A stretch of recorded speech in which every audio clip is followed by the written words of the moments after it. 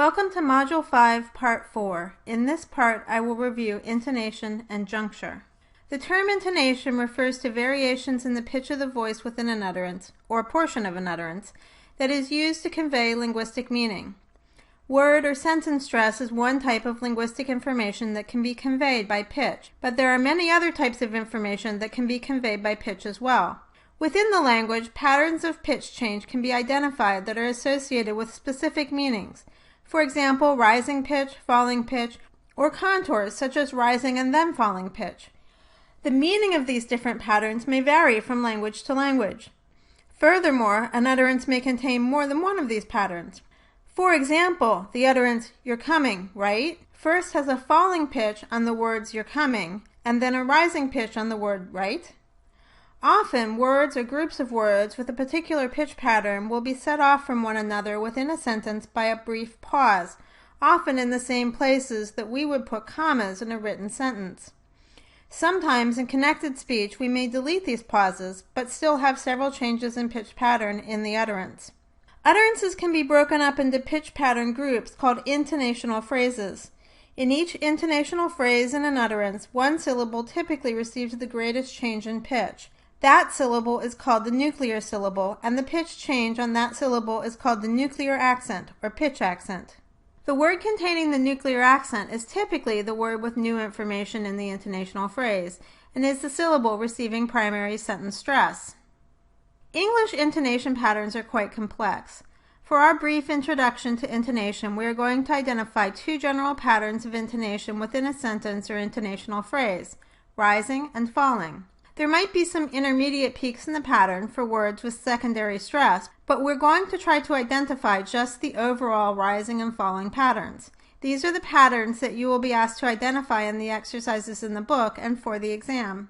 The overall pattern within an utterance or within an intonational phrase can tell us about the intent or general meaning of the sentence, as well as telling us whether an utterance is complete. The overall falling intonation pattern is used for relatively unemotional declarative statements, commands, and WH questions.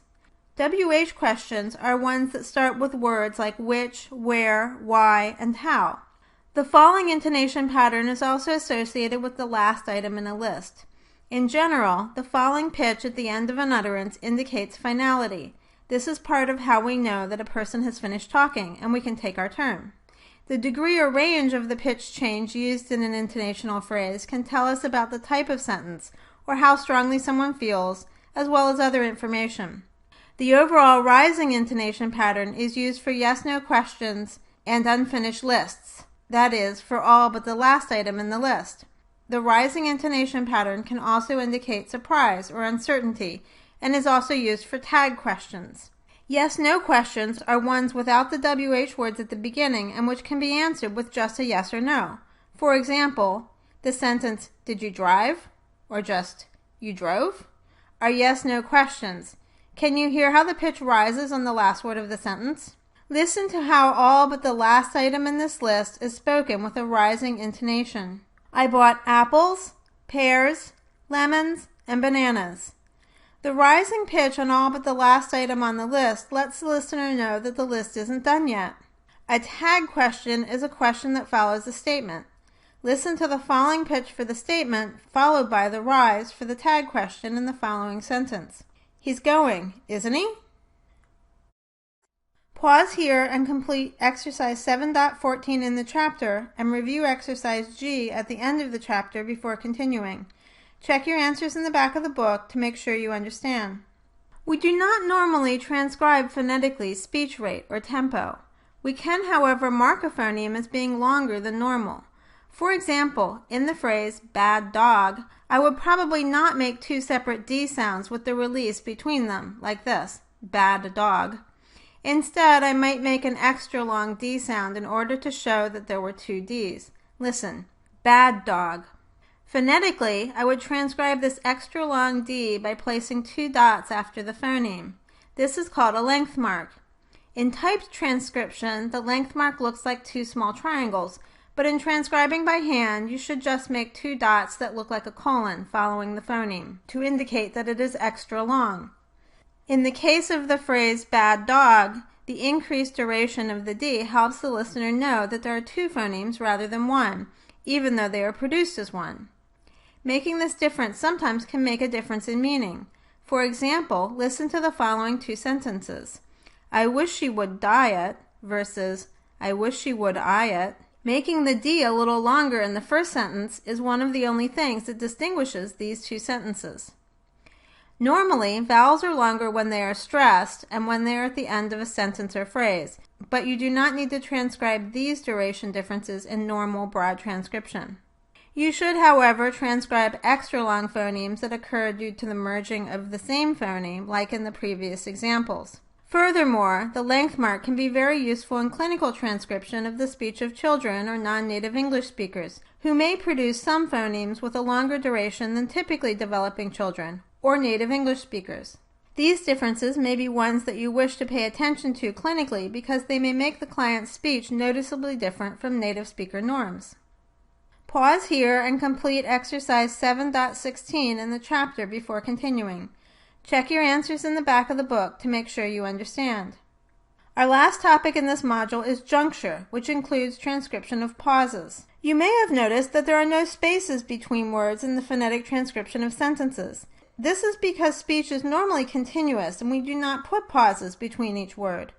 If you tried to put spaces between each word in transcription, you would run into problems sometimes. For example, in which word would you put the D when transcribing the phrase bad dog in the example I discussed earlier? If you transcribe without spaces between the words, you don't have this problem. We perceive speech as if there were boundaries or spaces between words, but usually there really aren't. If you've ever listened to a language that you don't know, you've probably felt like you don't even know where the words begin and end. And that's right, you don't, because there aren't any pauses between the words.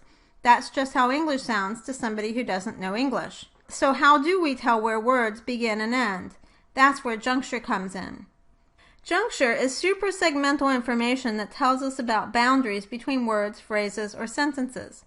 Juncture includes pauses, but it includes other information as well, such as the allophone of a phoneme that is used, or how strongly a phoneme is produced.